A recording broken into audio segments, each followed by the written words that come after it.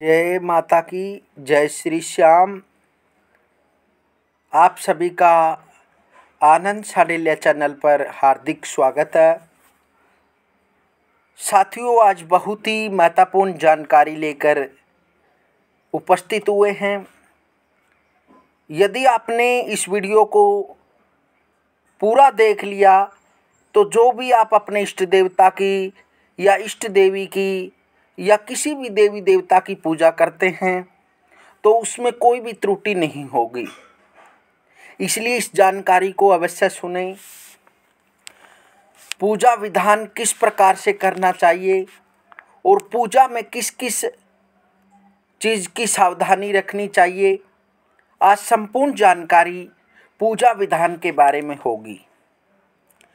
क्योंकि सूर्य, गणेश, दुर्गा, शिव एवं विष्णु ये पंचदेव कहलाते हैं। इनकी सभी कार्यों में गृहस्थ आश्रम में नित्य पूजा होनी चाहिए।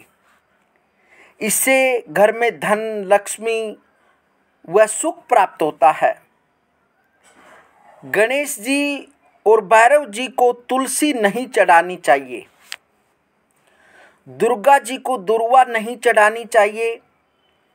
सूर्य देव को शंख के जल से अर्घ नहीं देना चाहिए।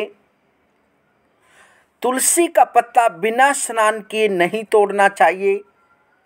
जो लोग बिना स्नान किए तोड़ते हैं उनके तुलसी पत्रों को भगवान स्वीकार नहीं करते।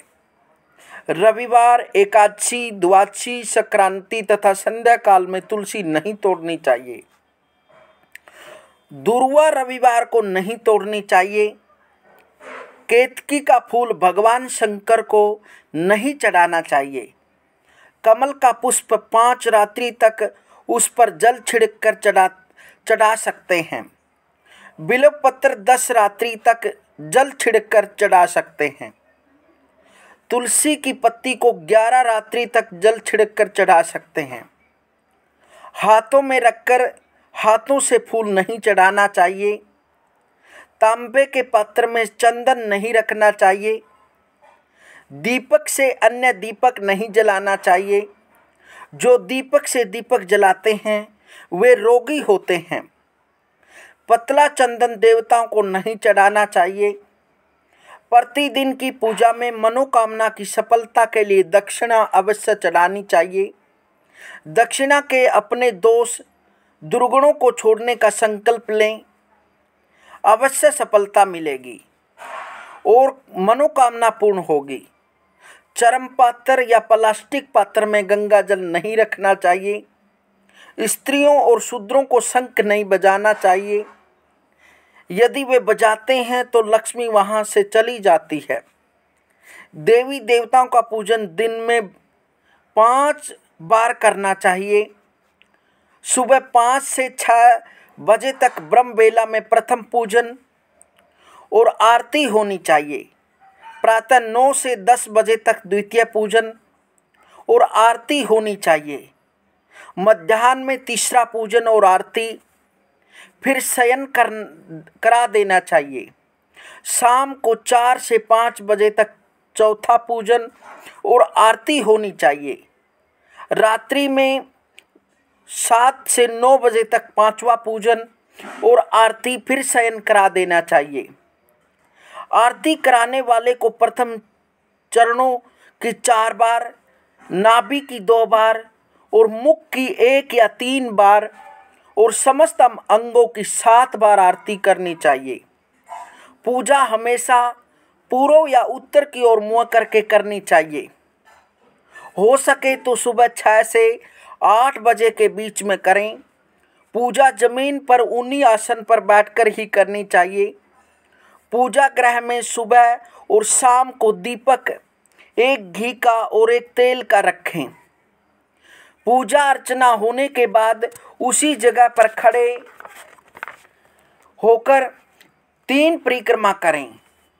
पूजा घर में मूर्तियां 1, 3, 5, 7, 9, 11 इंच तक ही होनी चाहिए, इससे बड़ी नहीं। तथा खड़े हुए गणेश जी, सरस्वती जी, लक्ष्मी जी की मूर्ति घर में नहीं होनी चाहिए। जो गणेश जी खड़े हैं या सरस्वती जी खड़ी हैं, लक्ष्मी जी खड़ी हैं, तो उनकी मूर्ति घर में नहीं होनी चाहिए। बैठी सरस्वती जी और लक्ष्मी जी की मूर्ति व गणेश जी की मूर्ति होनी चाहिए। गणेश जी या देवी की प्रतिमा 3-3 व शिवलिंग 2, शालिग्राम 2, सूर्य प्रतिमा 2, गोमती चक्र 2 की संख्या में कदापि न रखें। अपने मंदिर में सिर्फ प्रतिष्ठित मूर्ति ही रखें। उपहार, गिफ्ट, कांच, लकड़ी या फाइबर की मूर्तियां न रखें एवं खंडित, जली फटी फोटो और टूटा कांच तुरंत हटा दें। यह अमंगल कारक है एवं इससे विपत्तियों का आगमन होता है।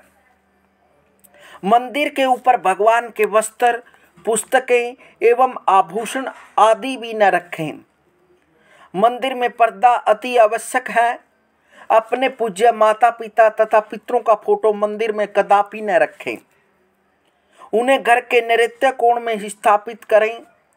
विष्णु की 4, गणेश की 3, सूर्य की 7, दुर्गा की 1 एवं शिव की आदि परिक्रमा कर सकते हैं। प्रत्येक व्यक्ति को अपने घर में कलश स्थापित करना चाहिए। कलश जल से पूर्ण, श्रीफल से युक्त विधि पूर्वक स्थापित करें। यदि आपके घर में श्रीफल कलश में उग जाता है तो वहाँ सुख एवं समृद्धि के साथ स्वयं लक्ष्मी जी नारायण के साथ निवास करती है। तुलसी का पूजन भी आवश्यक है। मकड़ी के जाले एवं दीमक से घर को सर्वदा बचाएं, अन्यथा घर में भयंकर हानि हो सकती है। घर में झाड़ू कभी खड़ा न रखें। झाड़ू लांघना, पांव से कुचलना भी दरिद्रता का निमंत्रण देना है। 2 झाड़ू को भी एक ही साथ में न रखें, इससे शत्रु बढ़ते हैं। घर में किसी भी परिस्थिति में रात को झूठे बर्तन न रखें, क्योंकि शास्त्र कहते हैं कि रात में लक्ष्मी जी का घर पर निरीक्षण करती हैं। यदि झूठे बर्तन रखना ही हो तो किसी बड़े बर्तन में उन बर्तनों को रखकर उनमें पानी भर दें और ऊपर से ढक दें तो दोष निवारण हो जाएगा। कपूर का एक छोटा सा टुकड़ा घर में नित्य अवश्य ही जलाना चाहिए, जिससे वातावरण अधिक शुद्ध ही हो। वातावरण में धनात्मक ऊर्जा बढ़े। घर में नित्य घी का दीपक जलावें और सुखी रहें। घर में नित्य गोमूत्र युक्त जल से पोंछा लगाने से घर में वास्तु दोष समाप्त होते हैं तथा दुरात्माएं हावी नहीं होती। सिंधा नमक घर में रखने से सुख श्री की वृद्धि होती है। रोज पीपल वृक्ष के स्पर्श से शरीर में रोग प्रतिरोधकता में वृद्धि होती है। साबुत धनिया, हल्दी की 5 गांठें, कमल गट्टे तथा साबुत नमक एक थाली में रखकर तिजोरी में रखने से बरकत होती है, श्री व समृद्धि बढ़ती है। दक्षिण वर्त शंख जिस घर में होता है उसमें साक्षात लक्ष्मी एवं शांति का वास होता है। वह मंगल ही मंगल होते हैं। पूजा स्थान पर 2 शंख नहीं होने चाहिए। घर में यदा कदा केसर के छींटे देते रहने से वहाँ धनात्मक ऊर्जा में वृद्धि होती है। पतला घोल बनाकर आमर पत्थर अथवा पान के पत्ते की सहायता से केसर के छींटे लगाने चाहिए। 1 मोती शंख, 5 गोमती चक्र, 3 हकीक पत्थर, 1 तामर सिक्का व थोड़ी सी नाग केसर एक थैली में भरकर घर में रखें। इससे श्री वृद्धि होती है। आचमन करके झूठे हाथ सिर के पृष्ठ भाग में कदापि न पहुँचे। इस भाग में अत्यंत महत्वपूर्ण कोशिकाएं होती हैं। घर में पूजा पाठ व मांगलिक पर्व में सिर पर टोपी व पगड़ी पहननी चाहिए। रुमाल, विशेषकर सफ़ेद रुमाल, शुभ नहीं माना जाता। इस प्रकार से पूजा में इन सावधानियों को रखना चाहिए, क्योंकि हर व्यक्ति अपने घर में मंदिर में पूजा करता है। हर व्यक्ति किसी देवी देवता को अपना इष्ट देवता व अपना कुल देवता मानकर पूजा करता है और प्रत्येक व्यक्ति चाहता है कि मेरे घर में सुख शांति हो, मेरे घर में लक्ष्मी का वास हो, मेरी चारों ओर प्रसिद्धि हो, मेरा यश हो, कीर्ति हो, मान हो, सम्मान हो, प्रतिष्ठा हो, हर व्यक्ति चाहता है। यदि आप इन पूजाओं में इन विशेष बातों का ध्यान रखेंगे तो अवश्य ही जो आप पूजा करते हैं उसका फल अवश्य प्राप्त होगा। क्योंकि यदि जो शास्त्र विधि से हम पूजा नहीं करते तो उसका फल हमको प्राप्त नहीं होता। उसका जो भी हम पूजा पाठ या किसी भी प्रकार का जप करते हैं या किसी प्रकार का हम जप करते हैं, हवन करते हैं, यज्ञ करते हैं, आरती करते हैं, किसी भी प्रकार से यदि वो शास्त्र के विरुद्ध है तो उसका फल प्राप्त नहीं होता।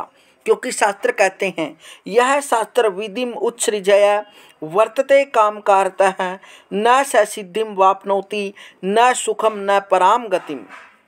भावार्थ, जो मनुष्य शास्त्र विधि को त्याग कर अपनी इच्छा से मनमाना आचरण करता है उसे न तो सिद्धि ही मिलती, न सुख मिलता है और न परम श्रेष्ठ गति ही प्राप्त होती, वह दुखी होता रहता है। इसलिए जो भी आप पूजा पाठ करें वह शास्त्र विधि से करें अवश्य, चाहे थोड़ी समय के लिए करें, थोड़े ही समय के लिए करें, लेकिन शास्त्र विधि से करें। यदि आप शास्त्र विधि से पूजा करेंगे तो अवश्य ही आपको लाभ प्राप्त होगा। इन बातों का विशेष ध्यान रखें। मिलते हैं साथियों अगली वीडियो में, तब तक हरिओम।